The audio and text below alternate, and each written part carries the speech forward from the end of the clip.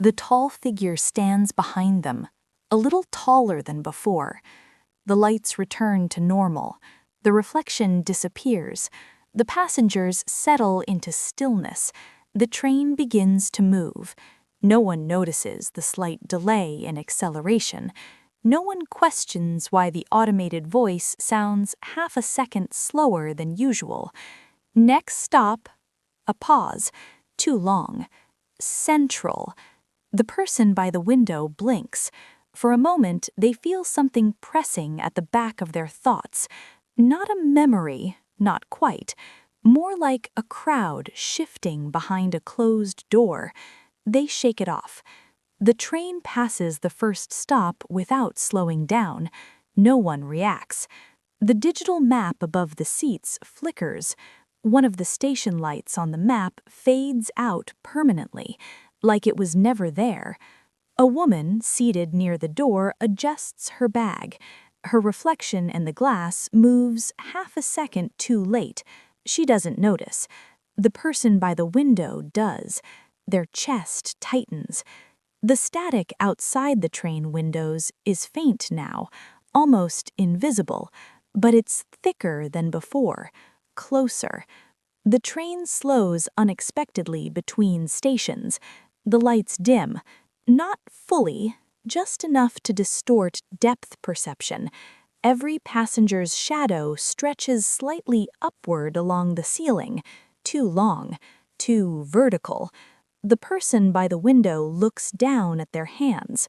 For a split second, their fingers appear doubled, layered, like two positions occupying the same space. Then it snaps back to normal. Breathing becomes difficult, not because the air is thin, because the air feels crowded. The train resumes movement. The automated voice tries again. Next stop, static. The sound glitches, and beneath the distortion, something else hums. A layered tone, low, steady, almost harmonic. The person's reflection in the window shifts again. This time, it doesn't match their expression at all. They are afraid. The reflection is calm. Worse, the reflection's outline is slightly taller than it should be, as if something is stretching it upward from within. The train doesn't stop at the next station, or the next. The digital clock inside the carriage reads 11:40 p.m. It doesn't change. Seconds don't tick. Time isn't frozen, it's compressing. The passengers begin blinking in sync, slow, delayed, like frames buffering. One by one, they tilt their heads slightly upward, not towards the ceiling, towards something above it. The ceiling panels ripple faintly, not opening, just thinning. The person by the window tries to speak. Their voice echoes twice, a fraction of a second apart. Two versions of the same word. The hum grows louder. And then, the reflection in the window moves independently. It steps backward, out of alignment, rising taller. The real body remains seated. The reflection continues stretching upward until its head touches the top of the glass. The seam is forming again, but this time it isn't above the tunnel. It's inside the carriage. The air itself begins layering. Passengers' outlines flicker vertically, not dissolving, stacking.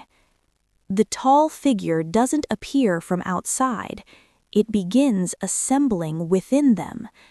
Each passenger's shadow rises first, peeling off the floor, climbing upward, shadows overlapping, aligning, merging above their heads like black smoke forming a spine. The person by the window feels their thoughts duplicating. One thought says, "This is wrong." Another says, "This is necessary." Another says nothing. It simply observes. The hum stabilizes into a pure tone. The train slows, but there is no station. The doors slide open.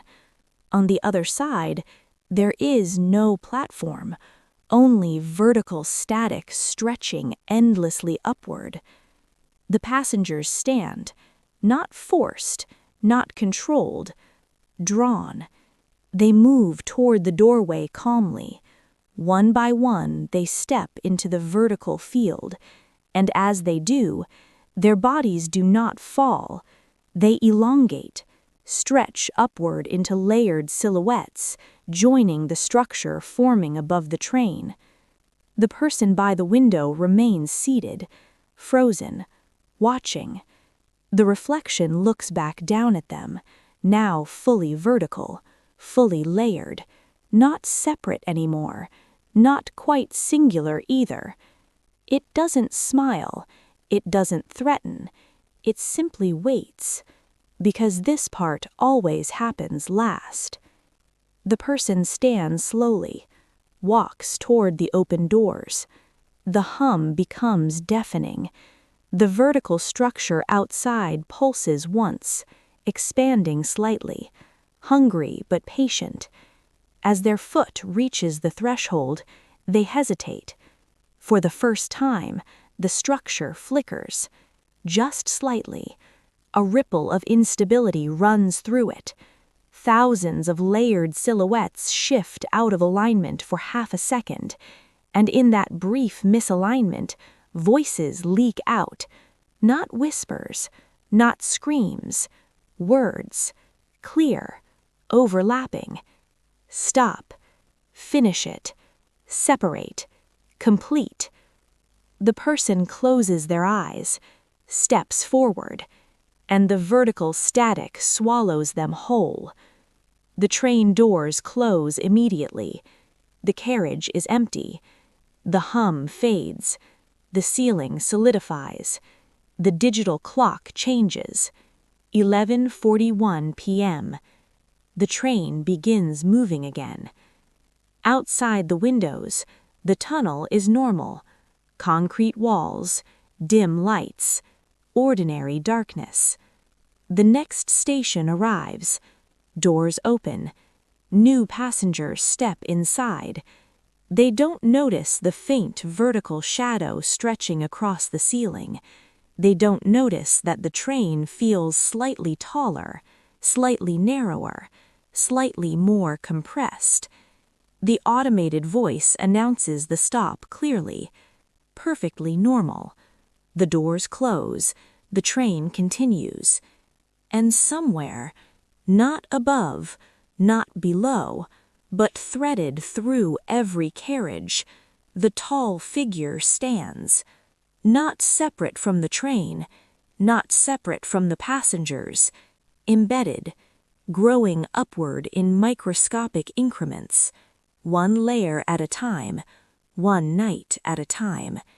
And tomorrow, at 11:40 p.m., it will be just a little taller. The train did not slow down.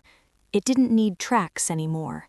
Outside the windows, the tunnel had stretched into something wider, not carved from earth, but woven from signal.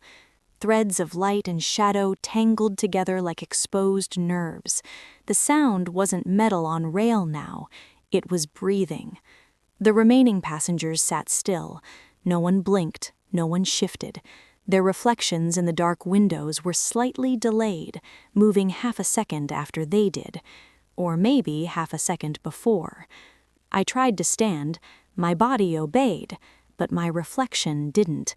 It remained seated, watching me. Then it slowly turned its head toward the end of the carriage, toward the space where the tall, static figure used to stand. The lights flickered once, twice, and then every passenger in the train turned their heads at the exact same time, not toward me, toward the door connecting to the next compartment. It slid open. There was no next compartment, only static, not darkness, not emptiness, just vertical, vibrating noise filling the doorway like a wall of broken television snow. And inside that static, movement, Something stepped forward. It was tall, but it wasn't the same figure. This one had edges, definition, almost human, almost. Its face was smooth, no features, but across its surface flickered fragments of expressions, smiles, screams, blank stares. Faces I recognized: the old woman, the teenager with headphones, the man reading the newspaper. They were layered inside it, not trapped, merged. Its head tilted, and every passenger mirrored the movement, even me. My neck shifted slightly before I could stop it. The speaker crackled, the same voice, calm, distorted. Synchronization complete. The floor vibrated, my chest tightened, and then I heard it, not through my ears, inside my skull, a whisper overlapping itself thousands of times. You boarded. The static figure stepped fully into the carriage. As it did, the passengers began to blur, their outlines softened, skin turning grainy, like resolution dropping. One by one they stood and walked, not toward the door, toward the figure, each body dissolving into static as it made contact. No resistance, no screams, just absorption. When the last passenger merged, the carriage felt bigger, quieter. Only me left. The figure's surface flickered again. Now I saw something new. My face, not reflected, rendered. Its head leaned closer. I felt pressure in my temples. Memories surfaced, not mine. Countless commuters, late nights, wrong platforms, moments of distraction. Every time someone boarded without noticing the difference. This train wasn't hunting, it was collecting. Signal seeks signal. Human minds are patterns. Patterns can be copied, improved, merged. The tall, static figure reached out. Its hand wasn't solid, it was distortion shaped like a hand. When it touched my forehead, I didn't feel pain. I felt alignment, like something sliding into place behind my eyes. My thoughts doubled, tripled, echoed. I could feel the tunnel, the tracks, the network stretching beneath cities, beneath stations, beneath every unnoticed flicker of light. The train wasn't moving through space, it was moving through awareness. And now I could feel the doors opening elsewhere. Another late platform, another tired passenger checking their phone, another moment of not paying attention. My body stood up, but I wasn't alone inside it anymore. The figure stepped back, its outline flickered, and then it collapsed inward, compressed into static, into signal, into me. The carriage lights stabilized, clean, white, empty seats. The train returned to normal concrete. The train slowed finally.